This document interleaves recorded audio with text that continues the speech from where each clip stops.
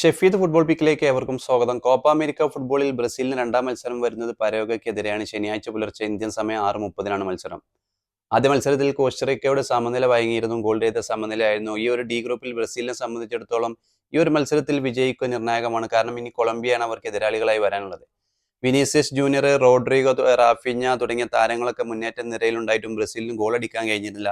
ഏറെ വിമർശനങ്ങൾ ഏറ്റുവാങ്ങിയ ഒരു മത്സരം കൂടിയായിരുന്നു അത്. ബ്രസീലിനെ സംബന്ധിച്ചിടത്തോളം അവരുടെ കോച്ച് ടിറ്റ ഒഴിഞ്ഞതിന് ശേഷം 2022 ഫിഫ വേൾഡ് കപ്പിന് ശേഷം അവർക്കൊരു സ്ഥിരതയാർന്ന പ്രകടനം കാഴ്ചവെക്കാൻ കഴിയുന്നില്ല എന്നതാണ് അവരുടെ അഭിമുഖീകരിക്കുന്ന ഏറ്റവും വലിയൊരു പ്രശ്നം. മികച്ച താരങ്ങളെല്ലാം ഉണ്ട്, പക്ഷെ ഒരു ഒത്തിണക്കത്തോടു കൂടിയുള്ള ഒരു പ്രകടനം അവർക്ക് കാഴ്ചവെക്കാൻ കഴിയുന്നില്ല. പ്രതാപകാലത്ത് ബ്രസീലിന്റെ ശക്തരായ ബ്രസീലിന്റെ അവരുടെ ആ ഒരു പ്രതാപകാലത്തിലേക്ക് തിരിച്ചെത്താൻ കഴിയുന്നില്ല എന്നതാണ് ബ്രസീലിനെ സംബന്ധിച്ചിടത്തോളം നിലവിലെ ഏറ്റവും വലിയ വെല്ലുവിളി. എന്നാലും പുതിയ കോച്ച് ഡോളിവർ ജൂനിയറുടെ കീഴിലുള്ള ഒരു മേജർ ടൂർണമെന്റ് ആണ്, ഒരു മേജർ ചാമ്പ്യൻഷിപ്പാണ് കോപ്പ അമേരിക്ക.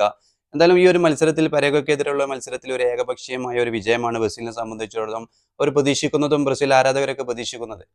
നിലവിൽ ബ്രസീൽ അഭിമുഖീകരിക്കുന്ന ഏറ്റവും വലിയൊരു പ്രശ്നം അവർക്കൊരു നിലവിൽ ഒരു മികച്ച അവരുടെ ടീമിനെ മുന്നിൽ നിന്ന് നയിക്കാൻ ഒരു ക്യാപ്റ്റൻസി അല്ലെങ്കിൽ ഒരു മുന്നിൽ നിന്ന് നയിക്കാൻ ഒരു താരമില്ല എന്നുള്ളതാണ്.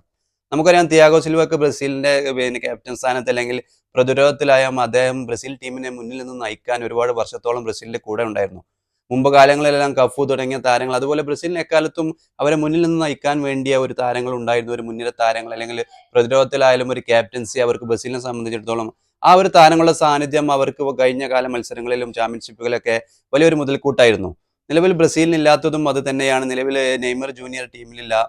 തിയാഗോ സിൽവ പോലുള്ള താരങ്ങളെങ്കിലും ഈ ഒരു സമയത്ത് ബ്രസീലിന്റെ കൂടെ ഉണ്ടായിരുന്നെങ്കിൽ അവരുടെ ഈ പ്രകടനത്തിൽ നിന്നും കാര്യമായ മാറ്റങ്ങളൊക്കെ വരാൻ സാധ്യത ഉണ്ടായിരുന്നു. എന്തായാലും നിലവിൽ ബ്രസീലിനെ സംബന്ധിച്ചിടത്തോളം രണ്ട് പ്രശ്നങ്ങളാണ്. ഒരു മുന്നിൽ നിന്ന് നയിക്കാനുള്ള ഒരു താരമില്ല. അത് മാത്രമല്ല മധ്യനിരയിൽ നിന്നും ബോൾ ഹോൾഡ് ചെയ്ത് മുന്നേറ്റ നിരയിൽ അല്ലെങ്കിൽ മത്സരം ഒന്ന് സ്ലോ ഡൗൺ ആക്കി മത്സരത്തിലേക്ക് കൂടുതൽ സമയമെടുത്ത് നിലവിൽ റോഡ്രിഗോ ആയാലും വിനീഷ്യസ് ആയാലും റാഫിഞ്ഞയൊക്കെ വളരെ ഫാസ്റ്റ് പ്ലേയേഴ്സ് ആണ്. അപ്പോൾ ഈ ഒരു മത്സരത്തിൽ പ്രതിരോധത്തിൽ ഊന്നി കളിക്കുന്ന ഒരു ടീമിനെതിരെ ഫാസ്റ്റിയായി കളിക്കാതെ കുറച്ച് മധ്യനിരയിൽ ബോൾ ഹോൾഡ് ചെയ്ത് കളിക്കുന്ന ഒരു പ്ലെയർ, ഒരു മധ്യനിരയിൽ ഒരു താരത്തിന്റെ അഭാവം ബ്രസീലിനെ സംബന്ധിച്ചിടത്തോളം നിലവിൽ അവർക്ക് വലിയൊരു പ്രശ്നമായി വരുന്നത് മധ്യനിര തന്നെയാണ്. ആദ്യ മത്സരത്തിൽ ജാവോ ഗോമസിന്റെ അവർ ഉൾപ്പെടുത്തിയതിനെതിരെയൊക്കെ വലിയ പ്രതിഷേധമൊക്കെ വന്നിരുന്നു. എന്തായാലും ഈ ഒരു ഡോളിവർ ജൂനിയർ വരും മത്സരത്തിൽ പരാഗ്വേക്കെതിരെ ഏത് രീതിയിലായിരിക്കും ടീമിനെ ഇറക്കുക എന്നുള്ളതൊക്കെ കാത്തിരുന്ന് കാണേണ്ടി വരും.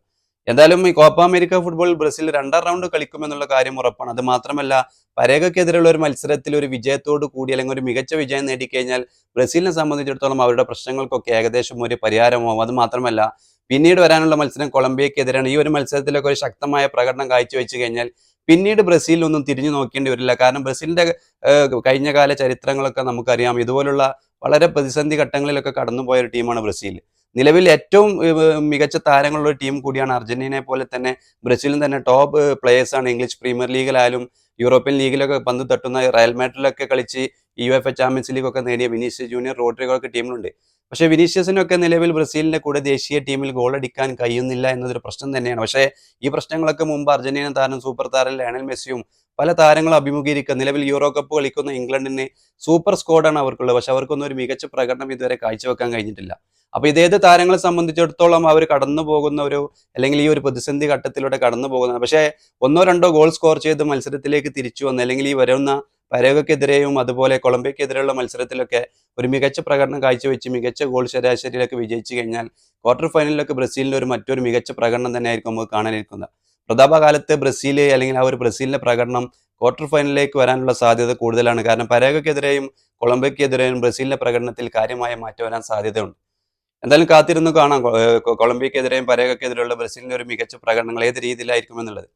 എന്തായാലും കോപ്പ അമേരിക്കയിൽ ബ്രസീലിന്റെ അടുത്ത മത്സരം വരുന്നത് പരേഗക്കെതിരെയാണ്. ഇന്ത്യൻ സമയം ശനിയാഴ്ച ജൂൺ 29 ശനിയാഴ്ച 6:30-നാണ് മത്സരം.